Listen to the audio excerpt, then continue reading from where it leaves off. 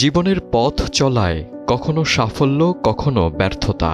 এই ব্যর্থতার মুহূর্তগুলোতেই মানুষ অনেক সময় হতাশ হয়ে পড়ে। হতাশা এমন একটি মানসিক অবস্থা যা মানুষের আত্মবিশ্বাস, উদ্যম এবং জীবনের প্রতি আগ্রহকে নিঃশেষ করে দিতে পারে। কিন্তু হতাশার মাঝে ডুবে যাওয়ার বদলে কিভাবে তা মোকাবিলা করা যায় সেটাই আমাদের জানা জরুরি।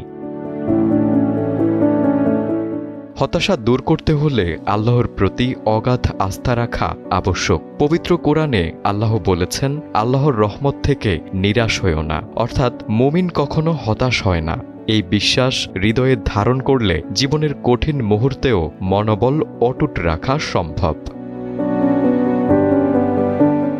নিজের জীবনের ছোট ছোট অর্জনগুলোকেও গুরুত্ব দিতে হবে। অনেক সময় আমরা বড় কিছু না পাওয়াতেই হতাশ হই, কিন্তু যে অল্পটুকু পেয়েছি তা নিয়েই যদি কৃতজ্ঞতা প্রকাশ করি তাহলে হতাশার ছায়া অনেকটাই কমে যায়। নিয়মিত ডায়েরি লেখার মাধ্যমে নিজের ইতিবাচক দিকগুলোকে সামনে আনা যেতে পারে।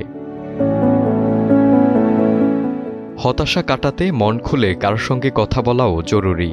পরিবার, বন্ধু বা উপযুক্ত কাউন্সেলরের সঙ্গে নিজের চিন্তা ভাগ করে নিলে মনের চাপ হালকা হয়। কখনো কখনো একটা সাহস জোগানো কথাই জীবন বদলে দিতে পারে। একা একা সবকিছু বয়ে বেড়ালে মানসিক ভার আরও বেড়ে যায়।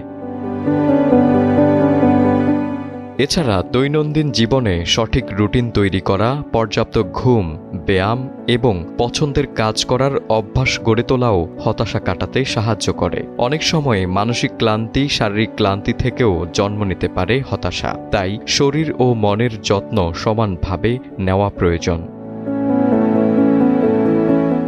তাই বলা যায়, হতাশা জীবনের একটি অস্থায়ী অধ্যায়, এটি চিরস্থায়ী নয়। যিনি ধৈর্য ধরে আল্লাহর উপর ভরসা রেখে নিজের প্রচেষ্টা অব্যাহত রাখেন, তিনি অবশ্যই একদিন এই অন্ধকার কাটিয়ে আলোর পথে ফিরতে সক্ষম হন। তাই হতাশা নয়, আশাই হোক জীবনের মূল মন্ত্র।